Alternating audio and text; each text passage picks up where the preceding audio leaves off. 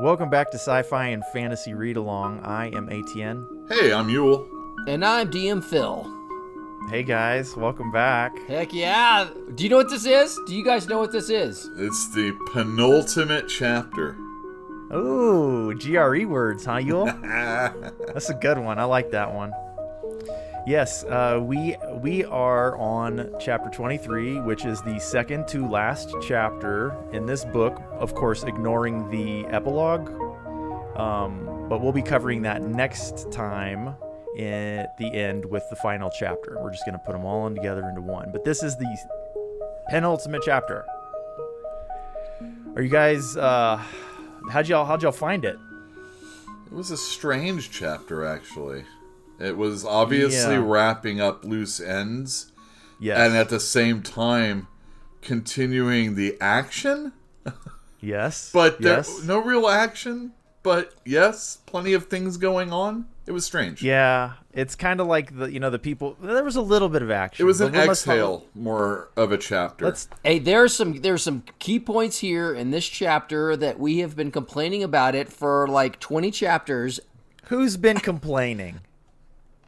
At least one out of three of us, and we're not going to name names. Complaining about what? We get a lot of answers. There are a few questions that remain, but we'll talk about those at the end. In the meantime, let's talk about last chapter really quickly. In our last episode, Vorkin accepted Lassine's contract to kill the Torud Cabal to a man, or a woman, whatever. There are 9 of them. Raist arrived in Darujhistan to his great dismay, and the Cabal, the Torud Cabal again, were instructed by Rake to ready themselves because it wasn't over. Yeah, and in that time, we had a death or two, or actually so many non-player characters got killed also. We lost Mammoth. Oh yeah, Mammoth. So that's one person that Vorkin doesn't even have to take out. He's already dead. Mm-hmm. Raced. Yep, Raced. Kind of a whimper, more than a bang. He showed up in town after that thunderstorm, and then, whoop. I know, everybody talked about this guy like he's going to destroy the planet, right? And then they get here, and he's wiped out pretty quickly. So I got to ask you, it was like, if he's wiped out pretty quickly, what are the wizards in that party capable of doing, right? It's a good question, and it's a question that other people in the book have as well. They're also wondering. Go ahead, Yule. Well, I was going to say, they didn't expect to have Malazans on their side also. And one of them was Quick Ben. And who is no slouch. No slouch. In fact, in a little bit, we'll be talking about how not a slouch he is. Right, that's true. So there are surprises in this chapter. There are some grave disappointments. And there are a few triumphs, but they're small triumphs at the best. So why don't we get into it? Yes? Let's talk about the preamble. You know what? It's a nice short one for once. Last week it was TLDR.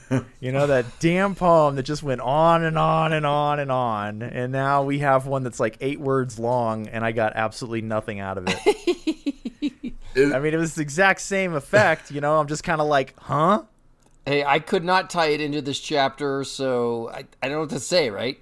The only thing I can think of that it could possibly relate to is it said she turned the blade on herself. And then, it was last chapter or 2 chapters ago, I'm losing track, where it was Lady Simtal implied that she would kill herself with that ornamental dagger.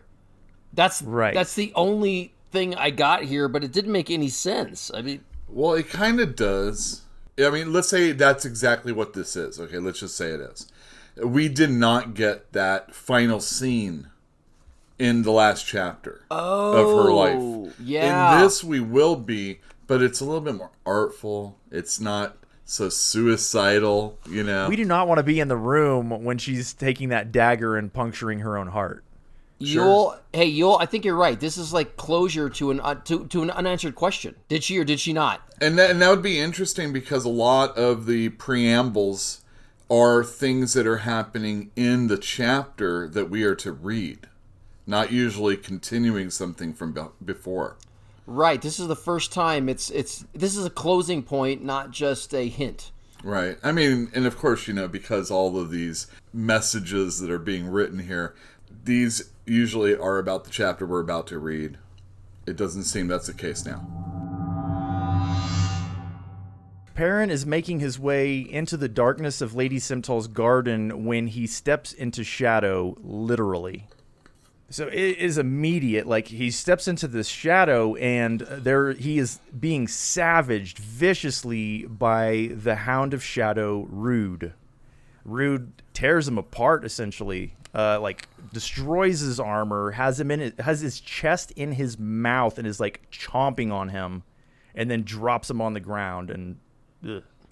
You know, hey, when this opening scene, the first thing that came to my mind is because last chapter we had talked about when Perrin went all animalistic on this Groot. on Groot, exactly, and he was biting it, and we said, oh, because he's got like, I don't know, blood of the Hound in his veins or something like that. And we were on the impression, or we had talked about, the Hound's actually supporting him in that endeavor. But here, I'm not feeling that support.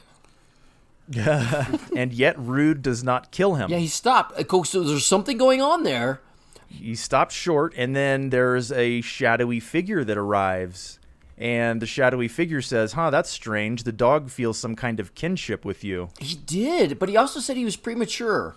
Well, yes, he did say that. That has more relevance, I think, to a couple of minutes from now. Okay, fair enough. But yeah, so we've said it, we've gone over many times, something in the blood of the Hound that Perrin touched so many chapters ago is still coming into play today, but we don't comprehend it. Is that what is also ultimately healing him also in this part? That's a good question. I don't know. I have no idea. And the only other thing I could think was like he's kind of in a not real world right now. He's in shadow. Exactly. So maybe what is happening here isn't like technically really affecting him, although it does affect his chain later on. It's possible that he's still being healed by the lady also. Like, he's still somewhat a tool of Opon. Mm-hmm. So, despite Rakes, telling him you're no longer being controlled, that doesn't appear to be true. Well, he does have Chance right here. So maybe that's it. Chance almost, out of his reach. He was going for his sword when the dog attacked him the first time, and then the sword slipped out of his reach, and he can't grab it. Oh. And then the dog really mowed him down. Okay, now if the idea was to get rid of his sword, ultimately, because, it's bad to be associated with a god for so long, right? Yeah, fatal. Maybe Rude is actually not mauling him as much as preventing him from using that sword again.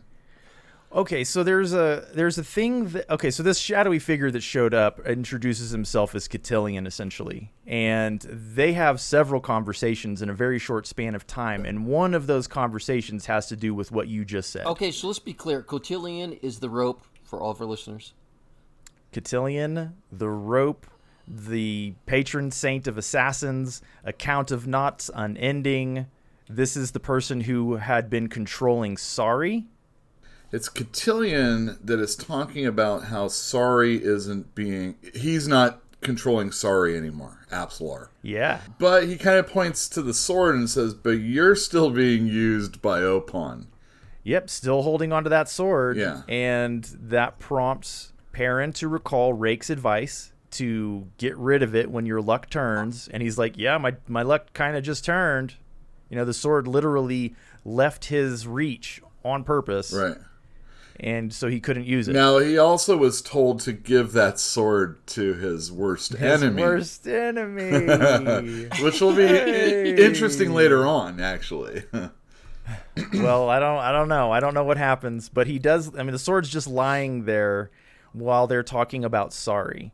And before we get to the exchange of weapons and all of that kind of stuff, let's talk briefly about Sari, because Cotillion says that he treated her with mercy. Yes. And that he could, at a whim, give her back all of the memories that he's been protecting her from. That was a very impactful moment for me when I had the impression that Cotillion, in his own way, was still he had compassion. He knew what he was doing. He didn't have to be gentle. He chose to. He had more compassion towards Sari than the lady Opon had to Perrin. Yes, exactly. That was a big moment for me. And Sari was the one that ultimately killed Perrin the first time also.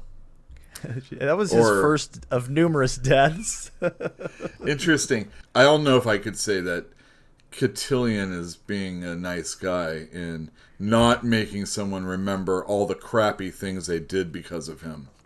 Not nice. Well, I mean, even Perrin accuses Cotillion of having stolen her life, and he says, well, she has it back, and you don't because you still have that sword. Right. He said he was merciful, that he could have her remember all of those things, but he's choosing not to out of mercy. He's being kind to her. He used her for 2 years.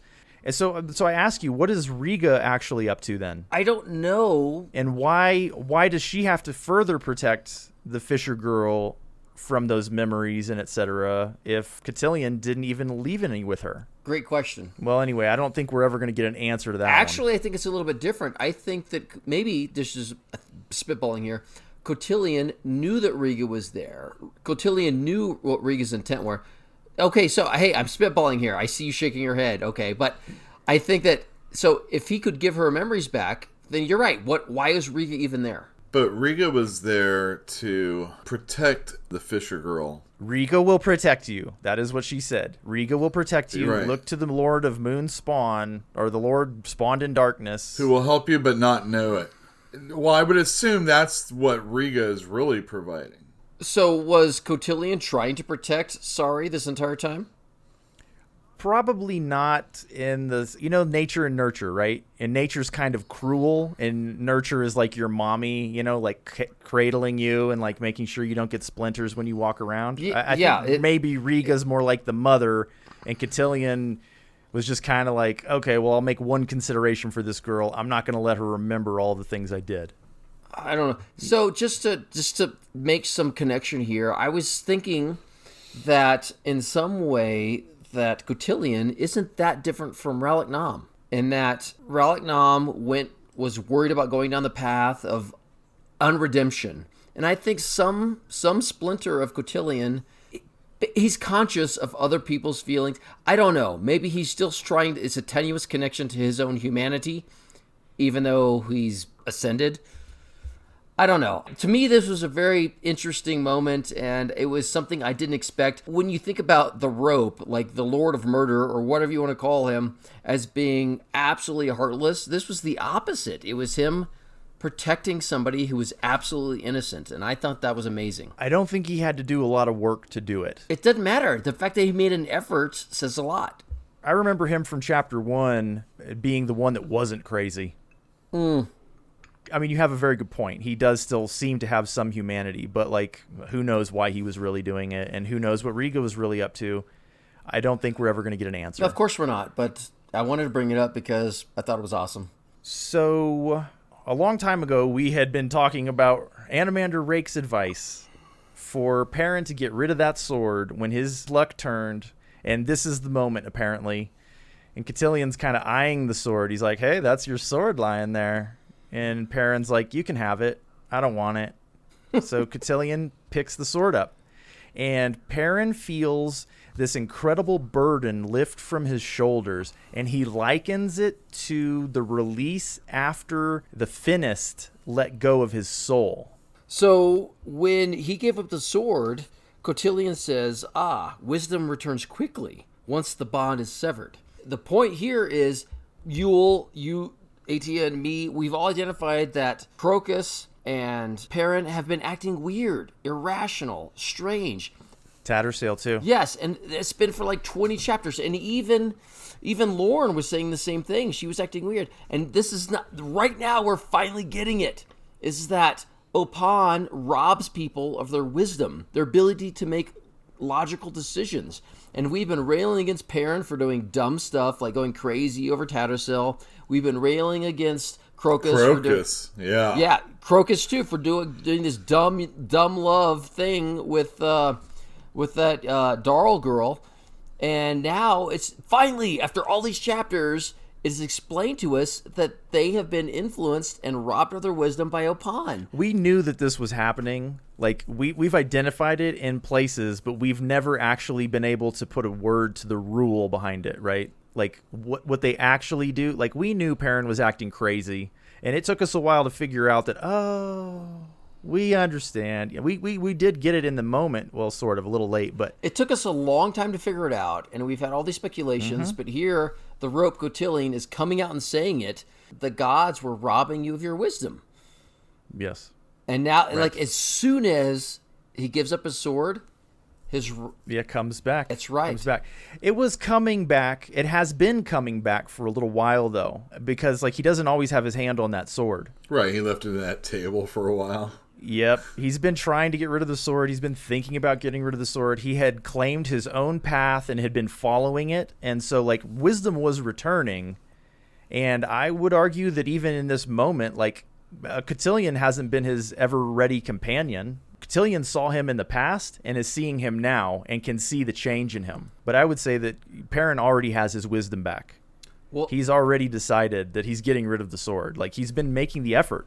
So Cotillion picks up the sword and then tells Perrin, I'm going to give you another piece of advice. Try to go unnoticed. You know? Just try. And then, you know, if you ever see a hound again, run.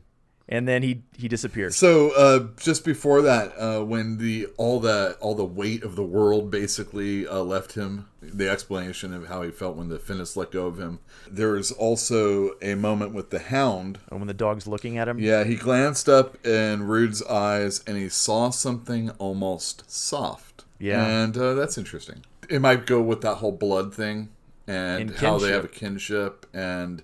Yeah. Maybe that hound wasn't really ripping him as much apart as separating him from that sword yet again. That's very, very possible. He did shake the man until the sword fell out of the scabbard.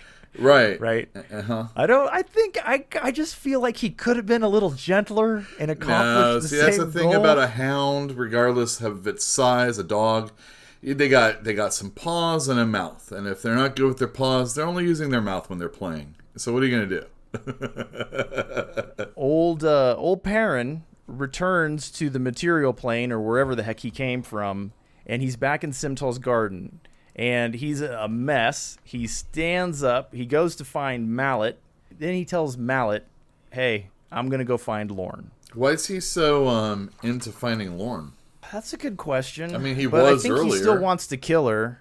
I mean, I don't know. I go back and forth on this. Like, he says he wants to kill her, and then he's like, I don't know, maybe I don't. And then he says he wants his revenge. And I'm not sure, but he definitely does want to go and find her. At least a confrontation. The plan last chapter was that he and Kalam were going to kill her. Right. And so now he wants to go and find her. So, I don't know. Having just witnessed Mammoth and what possessed Mammoth die or be destroyed, Crokus departs the estate on a mission to find Baruk. So out in the streets, none of the festivities are going on. Like, it's been shut down. So whatever Animander Rake did last chapter, it was very successful. That guy might come back at us with the sword. Big sword. Big sword. Dripping chains. Yeah, it's weird. Yeah, right? it's like you could hear the creaking or smell the creaking. Yeah, of the wheel. Yeah, it's very frightening, to be honest. So Crokus, young hand, he's got the streets to himself, so he's bolting. He just runs for it. And at some point, he thinks he hears something, so he looks up, and Moon Spawn is floating over the city of Darujhistan, very, very low, very, very low. So that is what drove the people into their homes and off of the streets very successfully. So he sees that, and then, he can't do anything about it. His curiosity is limited because he's got a mission, and he continues on his way. There's a lot of words in this part of the chapter for so little actually occurring. Yeah, I think it was just Is it just to get us set up with everything that's going on in the city? It's to explain how the streets were cleared. Right. And I mean, there is mourning. I mean, Crokus is upset that his uncle is dead. He's like, what am I going to do? You know? Uh-huh. And then he's like, oh, I got to go to Baruk. This guy will have the answers for me.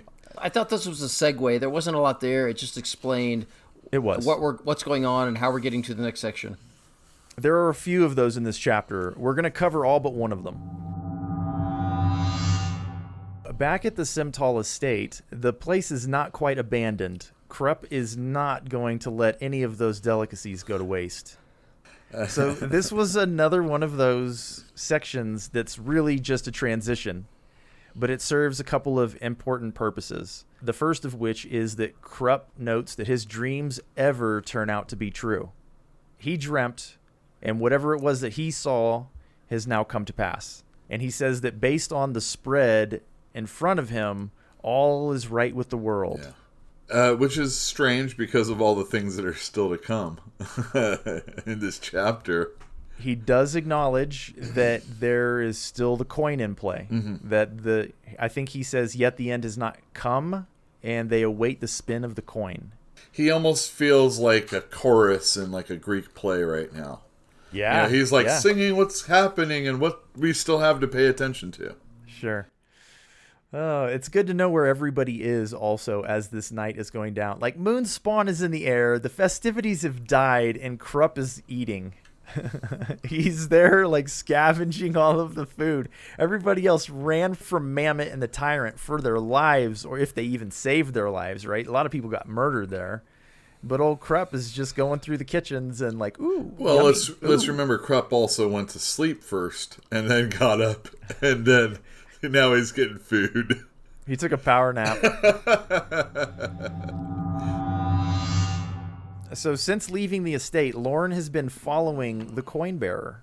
She earlier sensed the death of the Jagged Tyrant, and she has concluded that that means that Whiskey Jack is still alive, but that can be taken care of later. She is firmly, securely in her identity as the adjunct of the Empress, and I will re-express my regret for her decision. Yeah, she says that anything that was Lorn is no longer, she's just the hand of the Empress. Yeah. You know, you have to be resigned in who you are and what you do. No. Well, You don't have to be. when you're doing something like this, you do. You know, when you're this... She made that choice. She did, and even though she's waffled at times or felt like she has been, maybe the waffling was more Opon. And who she really is that person that's following the Empress 100%. Well, I think she said it very well. She said, like a drowning voice deep within her mind came a question heavy with dismay and despair. Nothing says it more than she's suppressing the human at that point and fully embracing Lorn, the adjunct. I think it's pretty sad, personally. Everybody else is like gaining their independence throughout this book. You know, that's kind of the character arc for a lot of these people. You know, they start off at this point and they go through to this point and they have a growing journey. Not her. She starts as the adjunct. She ends as the adjunct. I think there is an acceptance. There is a choice that has been made, and she is her own person, even in not being her own person. There you go. All right. I don't like her choice. For her sake, I don't like her choice, but that's acceptable. So Crokus at one point, while she's following him, looks up and is marveling at Moonspawn. And she I think she gets a little chuckle out of that because he's been running through the streets and didn't notice. And like she knew all along that it was there. Anyway, so as he's doing this and is distracted, she retrieves a glass vial. She kind of shakes it up and then she tosses it across the street. And out of the smoke that starts to rise from it comes the Lord of the Ghislaine. And she tells him that if his task is complete, he has earned his freedom. And then she pursues Crokus, who has taken off again. Now, this Ghislaine is spelled with a Y as opposed to Gerald Ghislaine, right? Yes. It's Galayn. Right. Which, as far as I'm concerned, it could just be a mispronunciation of the same word. Sure. Or no, it'd be the same misspelling. Yes, misspelling. thank you. A misspelling of the same word. I looked in the book and I didn't see anything with Lord of the Ghislaine in here. Right. Or well, what does that tell you? Temporary character? Maybe, well, I mean, in the last two chapters, yeah. Yeah. Seems pretty scary off camera, at least. We have seen in the past there was a demon that was summoned by Quickben, who I guess he had stolen the vial and tossed it out, and Pearl arrived on the scene, a different kind of demon, and this one apparently is more powerful. And what is it? It's Tashran's Gambit. Baruk is alone in his study mourning the death of Mammoth. He's thinking about some of the stuff that Rake has told him over time, and he realizes that the possession, that Mammoth being possessed by the Jagged Tyrant, was something that Rake knew about, that was the subject that was too sensitive to discuss at the Fate. And he kind of curses Rake because he doesn't think he would have even believed him if he had been told at the time. So he was possessed probably when he was in that deep sleep, right? I'm assuming yes. He never actually escaped. Right. He was let go as, he was dominated and then released into the wild. Right. So that he could, I guess, move into that body raised? Yeah. Oh, okay. I mean, as necessary, right? If you were creating avenues of escape for yourself and paths towards power, you would cover all sorts of ground. And that's one of them. If it was within your abilities, you would absolutely dominate somebody as a just in case. Right. I might need your body later. Hang on.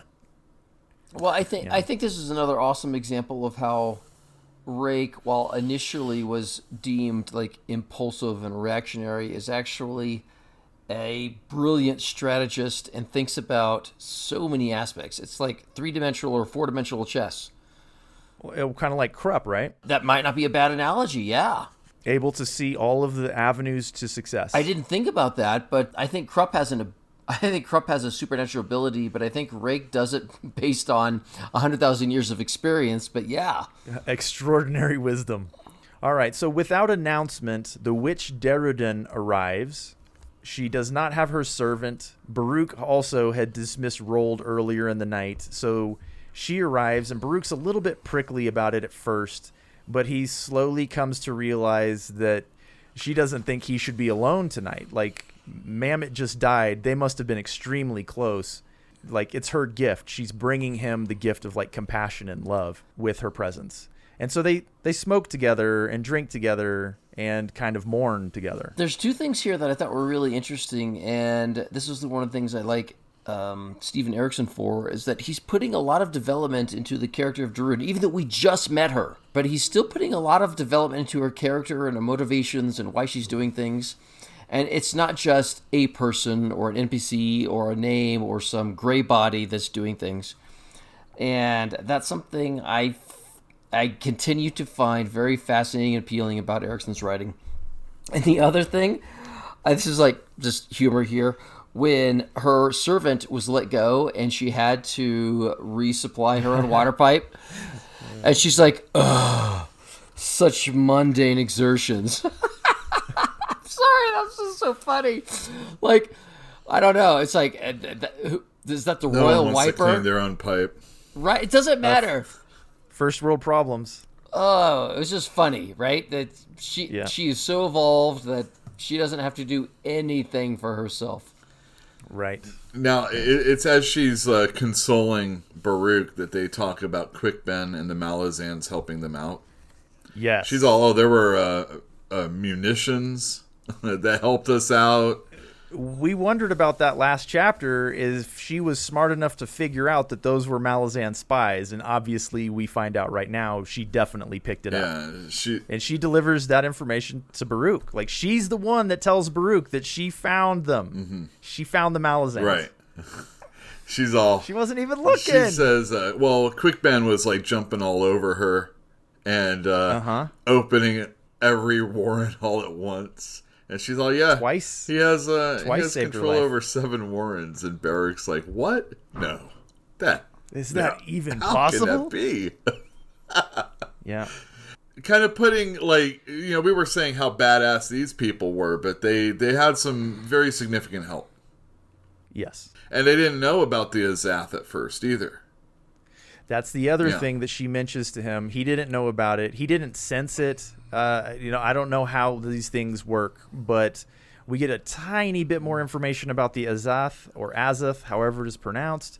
And what is it that we figure out? We figure out that they hunger for mages.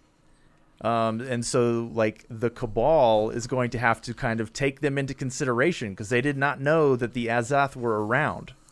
So they have to tread lightly now. Like, I'm not sure about that one.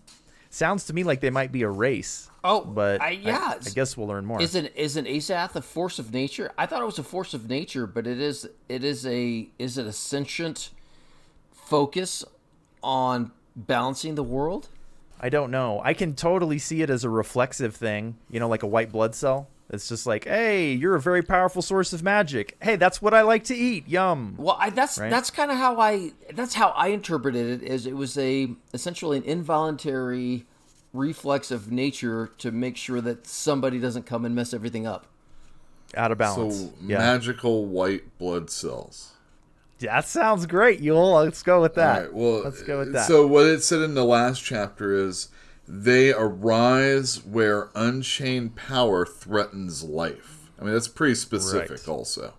Lots of things threaten life, but they're not there for a forest fire, I don't think that the Cabal has to worry about anything if they don't decide to become tyrants in their own right. Right. Sure. So long as they're cool, everything's fine. Everything's fine. All right, so while they're having this conversation, they both kind of startle because they feel the demon unleashed. And then right after that, they feel two of the Cabal wink out in violent deaths. So they just lost Perald and Tholis.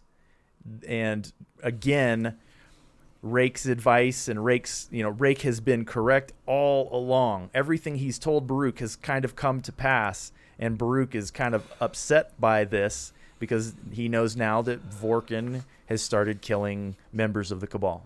Well, is it possible that was the demon killing them and they were confronting the demon? I wasn't sure if it was the demon killing people or Vorkin at the end of this. Like he says Vorkin at the end, right? I'm going to go ahead and ascribe it to Vorkin because it was a surge of magic and then the winking out of the lives, right?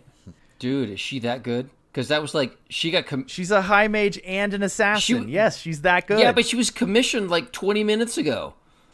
Well, she wants that 900K. Oh. And the title. And rule of the city. Yeah. It's her city. It's already her city. It's just like, let's make it official. Animander Rake stands atop Krull's belfry. Having done its job, Moonspawn is moving away to the west, and Solana is flying nearby. Rake whispers to her, this is his fight. She's had her fight, but if he falls, then she may avenge him. Krull appears suddenly beside Animander Rake, and they have a conversation like two old men complaining that the world has moved beyond them.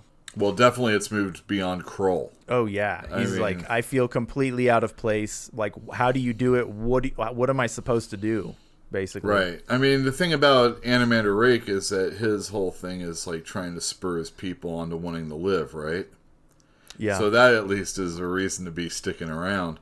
But Krull, who's been out of commission for however long, he wanted to take Race with him, right?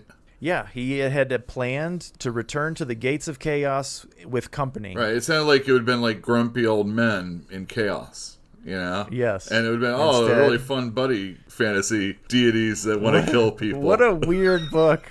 What a weird book that would have been. But Race is too big a jerk and had to go and do what he did. Yeah. That is kind of what this is. Definitely one person sticking with life and then the other one kind of like not, I guess. I don't know what it's ultimately about. Like, to me, it just seemed like they were kind of commiserating that the world had changed drastically and that maybe that neither one of them, like the last chapter was, in point of fact, Race was ill prepared for the modern world. Like, the modern world was not willing to have him. He was out of place. He was an anachronism and the world just devoured him. Right? He got out, he stretched his legs, and then found out, this place is ready for me. And, maybe that's the kind of thing that, purpose and meaning are not inherent. We have to find our own. So. Yeah, Race was doing pretty good when he was dealing with, centuries-old dragons and stuff like that, right? Yeah. But then he had with the new people, with these newfangled gadgets. Damn kids. Oh, yeah. I don't know what this telephone's all about, but I gotta get out of here. You remember when touch tone was a big deal? I do. All right, so Rake promises Kroll that he will try not to destroy his temple. Since he's back in the world and he's stuck in this temple, he's gonna try not to destroy it. And then Kroll bows and vanishes. Well, I think part of this huge section, all the way up to this point, was really just trying to yet again glorify Animander Rake on what an amazing person he is. Like, did it work? It did for me. I mean, I was very touched. Where, for instance, when he talked about Solana, where he's like, look, you fought, you've helped, go home. I will take care of this. So basically, he's willing to put his life on the line ahead of everybody else, right? Yep. And the second part was when he was reminiscing with the god, and when they were talking about, like, how do you keep going? It's like he's trying to attain what Rake has achieved. And he says, do I seek out new battles, new games to play in the company of ascendants? It's already been told that Rake is above that. He's not playing games. He's still the defender. Does that make sense? Yeah. Unlike the twins, he's the defender. And the last part is, like he says, when Kroll asks him, he's like, I can only this is the only place on this earth where I can manifest. And Rake says, I will try to protect your temple. That sort of respect, right? He didn't have to give that respect. He doesn't say he'll protect it. He says he'll try not to destroy it. Yeah, I'll try not to. Yeah, I don't know. I mean, I understand your point, and it's a very good one. And I totally agree with you. Like, there's a lot of things about Animander Rake that I really love, and it seems like every time he's in a chapter, there's another one, right? He's in my opinion, he is the hero of this book. There might be like one more thing in this part of the chapter. That's really cool about Animander Rake. The minute that Kroll vanishes, down on the street below appears the Lord of the Ghislaine, and he's like sniffing the air and looking around. He turns into like, what do they call it, a dun dragon or something like that? Dun is a color, yeah. It's brown. Yeah. Just means brown. And then he begins to veer, and he changes his shape. He's a soul taken, and Rake is like, I can do that too. He just turns into a dragon at the end of this part. Yes. Bigger than Solana, the biggest of the 5 dragons that we saw. Right. Yeah, she was twice as big as the other 4 dragons that had opposed Raced, and he is larger than she is. We were just talking about Rake. He's a badass. He's soul taken. He is a dragon. This is confirmation. Like, we've known this basically from the very beginning, since Tattersail's initial reading of the Deck of Dragons, that the Lord of Dark was half dragon. Right. I don't know if half is an appropriate term, but the fact that he can veer soul taken, he's shape changer. He is a dragon. He is also a person, and he's very, very large. And he is climbing into the night sky and thinking about the Empress. And he says she has pushed and pushed and pushed, and ever he has given, and he is now tired of giving. Yeah, that's awesome. I assume that means that he's just talking about the Lord of the Ghislaine. When he's backed pissed away off from at every the Empress. combat. Yeah. Well, he has. He's always retreated. And the thing is that when he was, I think it was when he was talking to Baruk, Animander Rake was saying how he was watching Tayshrin destroy his own people, and that he was like suppressing fire to prevent those people from dying or whatever. Yeah. Well, he killed the demons. Oh, that's what it was. All Yeah, the he demons killed the demons. Yeah. But when you see it from the Malazan's point of view and they're talking about it, he turned tail and ran. Yeah. Right. Well, apparently he's not going to do that anymore. He's standing his ground in Darujhistan. Right. That was something that Baruk and Darujhistan had said in their conversation when they realized that a demon lord had been unleashed, was that the only person that was going to be able to handle this was Animander Rake. And apparently he's taken up the mission as his own. And also that he knew this was why he'd stuck around. This is why he wanted high ground. So, Right. like, again, he was predicting events as they are coming to pass. Yeah, we all thought it was raced, right? I mean, we Yeah. all thought that the Malazans were right. They were going to send Raced in to look for his Finnest, and in doing so, he was going to destroy Darujhistan. And if he didn't, he was probably going to waste all the power of Animander Rake. Meanwhile, Rake didn't do anything with them. Didn't have to lift a finger. The Malazans took care of it. Right. Well, They're did he know that? No, it's just like, I think it's to him, it's like chess, right? And so he knew that the Jagat Tyrant was just the opening move of a chess match. He also knew that there were sufficient mages at Simtals to take care of it. Like, he said that to Baruk when they were in the carriage together. So you're right. It is like chess. And he's seen all the moves in advance. He knows exactly what's playing out. I know, because he was clearly holding himself back this entire time. Yeah, still is kind of, right? Yeah, but yeah, okay, yeah, it's true. He was holding himself back. Because remember, I was just like, is he going to do anything? There's this person coming to the party, and he's like, no, we're cool. I'm gonna sit this one out for a while. But he knew. Kalam is running through the empty streets, trying to catch up to Fiddler and Hedge to prevent them from destroying the city. Because they're off to go and blow up the munitions, and Kalam realized last chapter that the munitions were planted around the gas mains, and it would just, the whole city's going to explode if they do even one of them. So he's trying to prevent that. And eventually he just runs straight into them. They ran into each other. That's what happened. I thought for sure Philip would really get a kick out of this scene with the rusty sword. You know, I wanted to say it, but I didn't want to waste time. But yes. Get that piece of junk out of my face. What are you trying to give me an infection? Yeah. Exactly. I did. love that scene. You're absolutely right. Oh, Well, it's hilarious. yeah. It's Fiddler and Hedge, and they're not good at, like, they don't ever want to swing weapons if they can help it, right? And one's always leaving his sword, like, in a back alley or something like that. Do you remember on the roof in Pale, Fiddler climbed up to talk to Dujek and then threw his sword in a puddle? No, he was talking to Whiskey Yeah. Jack, and he threw his sword in a puddle. And when Dujek shows up, he's like, Fiddler, is that your sword lying in a puddle? Yeah, I remember that. Trust me. Oh my God, it was so hilarious. And now it's a rusty sword because, of course, he didn't oil it. Yeah, right? and he can't. So, like, obviously, there's nothing he could do to Kalam except give him an infection. Right. All right, so they're on the run, though. They saw something up the street, and they were running for their lives. They have already abandoned their mission. Kalam didn't have to stop them at all. They just happened to run into each other right here. But what's coming down the street? Tashrin's precious lord. Tashrin's Gambit, the Lord of the Ghislaine. Let's read the description if you don't mind, Yule. Give me the whole thing. A 12-foot tall creature shambled down the middle of the road, hunched shoulders, wrapped in a glittering cape with a high cowl. A two-bladed axe was slung in its wide dragon-hide belt, its handle as long as Kalam was tall. The creature's wide, squat face held two slitted eyes. That is a 12-foot tall badass.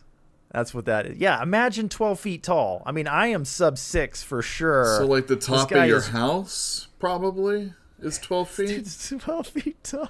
I mean, you think, like, oh, the top of a single-story house, big whoop, right? But, you know, go outside and look at that. I would run as well. And then think about something with a two-bladed axe coming at you. So this is the guy walking down the street that scared Fiddler and Hedge off, and he's not even trying to scare people.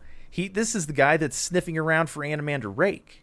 So Kalam sends Fiddler and Hedge back to Simtal's estate, and then he watches as this thing veers. So this locks it in time with the last section where Animander Rake watched the Lord veer into a dun-colored dragon. That's right. The clang of metal close behind him causes Crokus to roll and dive, and when he whips around, there is the woman from the hills that attacked Cole, and she is in close combat with a tall man with two scimitars, and she is losing. So the blows are going so fast that the eye cannot see them. The parries, the attacks, and little by little, she's on the defensive, she's backing up, and there are blooms of blood forming all over her body, her arms, her chest, her legs. She's being driven back by this mad man with 2 swords. It's like a Cuisinart or something. I'm sorry. It's like Drist. Let's be honest. I didn't think about that, but sure.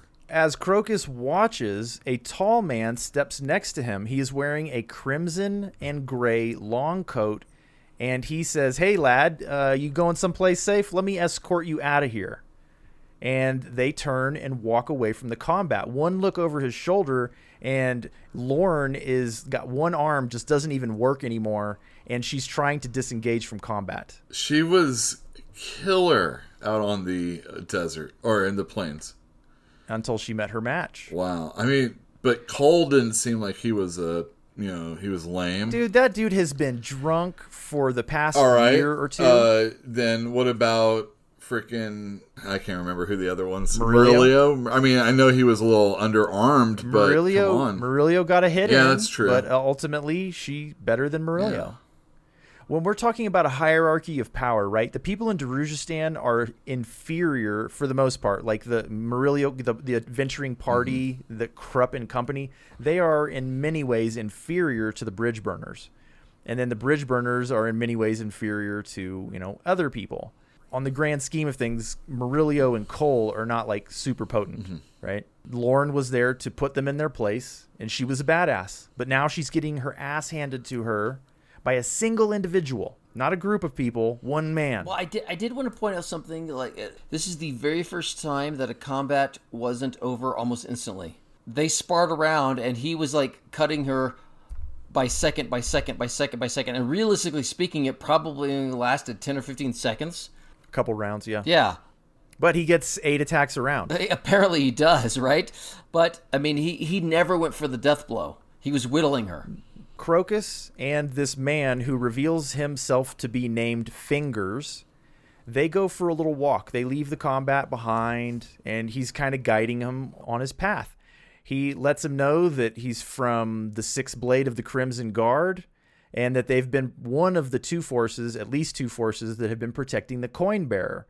And Crokus is like, coin bearer? You've got the wrong guy. And so now we get confirmation, absolute confirmation that this is a artifact. Because he says, there's probably a coin in your pocket, probably has 2 faces, right? Yeah, that's exactly what happens. I'm gonna make a bold statement here.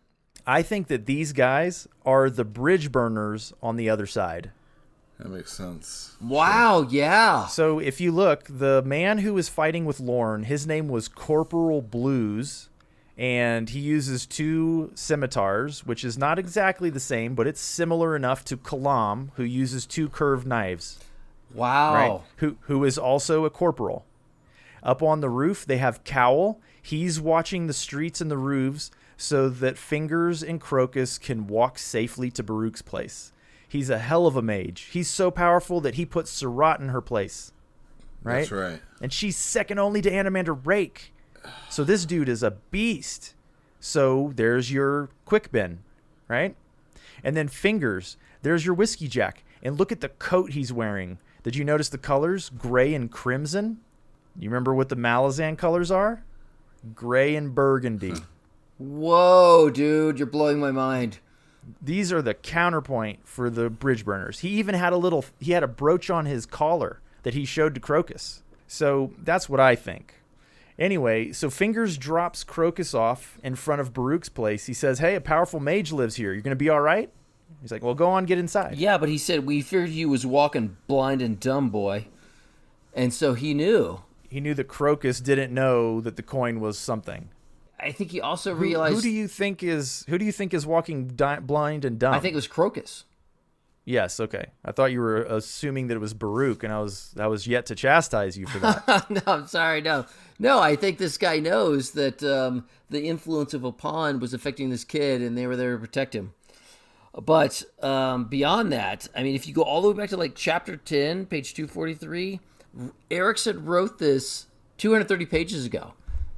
Wrote what? That He's like, oh, well, we're going to protect the coin bearer. Essentially, we said, send in the sixth blade or what do you want to call it. But you're only seeing it now. That's incredible. I mean, seriously, like, to be able to figure this stuff out, you need 3 people. I know that a lot of this stuff was a revelation to me when I read the book the first time. So on some level, you are rewarded for reading quickly, because when Animander Rake veers and reveals himself to be a dragon, you can be surprised by that. You can be surprised by the fact that Krupp is the eel. You can be surprised that these people were sent by Caladan Brood, 13 chapters ago to come here and protect the coin bearer. And here they are, like the surprises are endless if you're a little casual in your reading. It definitely is. But you're like, wait a second. How did that happen? Right. When did this happen? Soul taken what? What does that mean? Oh, damn, there's a glossary back here. Oh, dude, I just figured that out like 8 chapters ago. So there's always something we can all figure out later on. Dude, I feel 2 orders of magnitude more ritually rewarded by reading it slow with you guys. Oh, hell yes. Absolutely. Absolutely. This book is amazing if you give it the time. That's why we're doing this. That's why we're doing it. That's why we're doing this. That's why. Where are we? All right. So Crokus is safely with Baruk. That's where we are. Are you guys ready to move on? Poor Lorn. So Lorn has fled the combat with Corporal Blues, and she's in a super bad way. She had already lost the use of one of her arms in the last section. Dead woman walking. She can't really see, and she's completely frustrated because she has never encountered somebody that could beat her that thoroughly, and her auditorial sword did not provide her any advantage because he wasn't using any magical aid. He's just better than her. Dude, that's frightening. It is frightening, but he let her live, to your point, Philip. And so she's trying to lick her wounds. And remember, auditorial heals her, so she's not going to die from this. She just has to get away, and she has. But she runs into somebody in the streets, and it's like, there's nobody in the streets. What the hell's going on? Yeah, Mies is there waiting for her. Yeah, Mies. What, she says that we knew who you were ever since Circle Breaker spotted you. Yeah, ever since she came in the gate. The eel says you need to pay for what you've done. Yeah. He means pay all the way, I guess. Unless Mies didn't understand the direction. Yeah, exactly. Yeah, go and scare her a bunch, okay? Yeah, go and scare her. Now, this is when Erilta arrives and distracts Lorn on the left, and they both pounce on Lorn, but it's Mies who delivers the 2 daggers to the chest. Yeah. It makes me think that no wonder they didn't care that Chert took it from Sorry. I can get over it. Yeah, it's just Chert. I think that they saw Sorry as one of their own. Yeah. Right?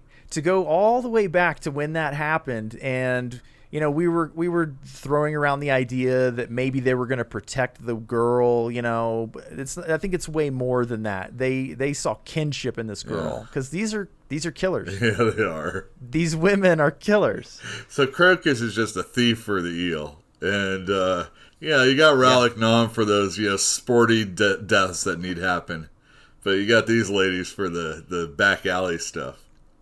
Well, I didn't see it coming. Did you? No, I didn't. And I also didn't like it. It was sad. I felt pretty bad for Lorn. It's like you said. She just took a wrong turn at the end. I mean, think about it. Like, if she had stopped short, if she had planted the Finnest and then gone to meet up with Tool. Yeah, that's how she should have done it. Why? Because whatever she had with Tool was really in service of the Empress anyway. I mean, unfortunately, everything she was doing was in that regard, and there was nothing going to be different. She fulfilled her obligation to the Empress. Her, as far as I am concerned, she did. By taking the Finnest into Darujhistan, she completed that leg of the plan. She released the Jagged Tyrant. She took the Finnest and lifted his bait to kill everybody. All she had to do then was walk away. You don't walk away. There's only one way you walk away. The only way you leave. What? I would have walked away the minute I realized that the Tyrant had been destroyed. right? Because you know that part of the plan is to get the tyrant there to do all of this work so that blah, blah, blah, right? It's part of the chain of events that needs to happen for the plan to go off according to plan. And like when step 3 of the plan just crashes and crumbles and the tyrant is dead, it's like, abandon ye all hope. Get out now. I liked Lorn. I am sad that she's gone. I think I don't know. Well, she's almost gone. I would go to the funeral. She's almost gone. All right, so Perrin finds Lorn as if guided to her. She's lying in the mouth of an alley on a side street. He watches her die, and then he collects her sword. And then he's faced with both of the twins, Opon. They're there.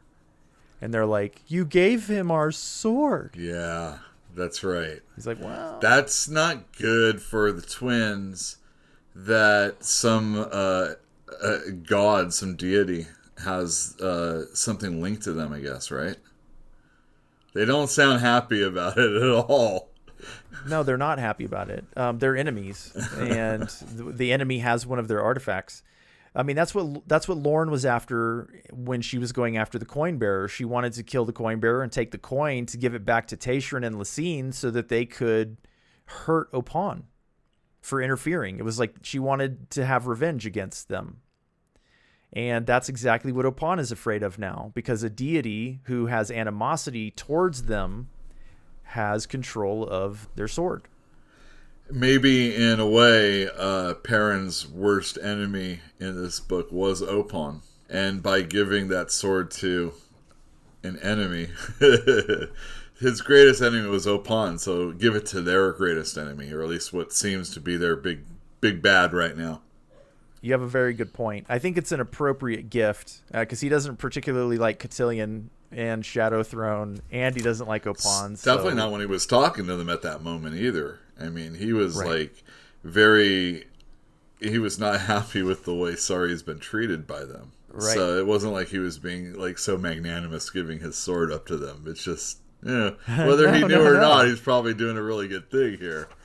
Well, if you think about it, like, he knew exactly what he was doing in that moment. So when Cotillion was like, your sword, and he's like, whatever you do, don't take my sword, right? He wanted Cotillion to have it, so I think it's appropriate that his enemy has it. All right, so they're asking him questions like, why did you give him the sword? And he's like, he took it. I didn't give it to him. And then, why didn't the hounds or Cotillion kill you? And he says, would you blame the tool or the hand that wields it? So he has an answer to them. And then he says, with the palm, he's got the auditorial sword's handle in his hand. And he says, why don't you leave now before I return Cotillion's favor? So they vanish and depart. And then Perrin strips Lorn's armor off of her, and he picks her up and he carries her away. And I don't know what's going on there, but again, it was showing compassion and respect for an enemy that I didn't anticipate. What in Opon? No. That Perrin, he stripped of her armor, yes, but then he picked her up and he carried away, as in, however you look at it, it's respectful, unless he intends to do something horrible, but I don't think that's in his character, right? If Lorn had gone the other way, if Lorn had abandoned the mission, I think that, like, they would have been buds. Like, that could have been, they liked each other. Like, from the get-go, she was attracted to him, he was attracted to her. They just they weren't cooped up together like he and Tattersail were. It could have gone a completely different way. She's like a child. I mean, she's his age exactly. They're very, very young. And she just got murdered, ironically, by thugs in the street, right? You remember when she said that there's no way that Sari could be taken down by a thug in the street? Yeah, I did. And here she was. She got murdered by thugs. Well, it's all, you can't take those ones lightly. I don't think thugs is the right word. I think you nailed it when it's like the antithesis of the Bridge Burners. I mean, they're like top in special forces. No, we're talking about Mies. We're talking about Mies in a real time. Oh, yes, you're right. Actually, that they dealt a killing blow. You're correct. It was thugs in the street. You're right. Yeah. And those were her words. Those No, are her you're words. right. I mean, it is funny that she would be, oh, it can't happen, and it did to her. It happened to her, and she was expecting to kill Sari. I'm giving Agents of the Eel a little more credit than thuggery, but yes, they are thugs. For sure. They're in disguise as thugs.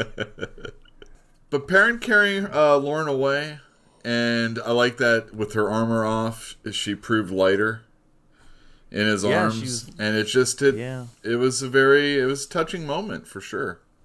Okay, so let's talk about identity again really quickly. Lorn wore the adjunct like armor. She wore that identity like armor. That's how she defended herself. That was like what gave her her strength. It was like an exoskeleton for this girl. And when you strip that away, all that's left is the girl that is Lorn. And that is the person that I think, could have ended up with Perrin, gone on some crazy awesome mission with Tool. Who knows? Like, come back around. But no, she's dead. She's dead in the streets. You said that so well. I am sad. The dragon soul taken, known as Animander Rake, is diving through the night's darkness. Below him is a dun dragon soul taken, demon lord of the Ghislaine, his equal in size and power. Yet he's unaware that Rake is diving on him. And that is where we leave this chapter, gentlemen. Dude, that's horrible. Like, seriously, that's like a horrible cliffhanger. Like, I want to know what's going to happen. I also want to know what's going to happen, and I'm going to gratify myself by reading the chapter. It's happening. The final chapter of the book. Like, right after this recording? Pretty much. But before we get there, let's ask a couple of questions. Humor me, as it were. These are hypothetical questions, okay? I don't expect an answer. I don't even want you to openly speculate. But this is where I was left at the end of this chapter. Is it possible that Lorn could be healed? What is the fate of Baruk and Darujhistan? Right? Because I care about Baruk. And who will rise victorious between Animander Rake and the Demon Lord? Like, it's not every chapter that we end on, like, multiple cliffhangers. Because, Vorkin's running amok right now. And you know what? Someday, one of those Morant munitions is just going to crack due to weathering, and the whole city's going to blow up. Wasn't it based on, like, the thickness of the clay and how much acid they put on there? So they're, like, timed. Oh, my gosh. Those are going to go eventually. It seems like they need to strip the roads completely if they want to actually prevent Darujhistan from eventually becoming a cinder. Oh my gosh. Or cut out all the gas. I mean. Yeah, turn off the main valve. That's the real mystery. 20 years from now, what's going to happen to Darujhistan if they survive this? How did it blow up? Nobody knows. Oh, there were those funny guys that were in here one time. Remember those road workers? Yeah, they had a bar-gassed road worker with them. Well, I mean, I don't know. Like, I'm super excited to get to the final chapter for gratification, but also because I'm super excited to record our last chapter, edit it, and then release it. I think that, like, we started down this road close to a year ago now, and we're definitely going to go over a year before things are said and done, but we're up to the next the next chapter is the last one. So how can they end this book in one I don't know. This is not a long chapter. I don't know. 13 pages. 13. Oh, well. It's 10 pages and an epilogue. Yeah. I don't understand, but I mean, we know that Erikson is capable of putting a pretty concise sentence together. So he can definitely do it in 13 pages, but like, I know for a fact that there are things that are going to have to be left to other books, right? And I actually remember things that I don't wish I remembered that I thought were in this book. And I'm like, no, there's no way. It's not going to fit in 13 pages at this point. So, we'll see. Well, do you guys have anything to add? Let us know what you thought about this book. Or this part of the book also. Who's your favorite character? Okay. That's what I really want to know from you all out there. What's your favorite color? What is your favorite color? Is Animander Rake the coolest character? Clear or is it not Quick a color. Ben? I mean, why is it one or the other? It's Sorry, neither. Apsalar. Yeah, Is it that's one of the pretty deities? Who would you want to be possessed by of all the gods that we've seen out there? If you needed to ascend and have someone inside you to do so, who would you choose? Man. Jeez, you all. That's All right. Thank you for joining us for this episode, the 23rd chapter. Join us next time in 2 weeks' time for our final episode of this book. Take care and have a good night. Good night. Good night, all.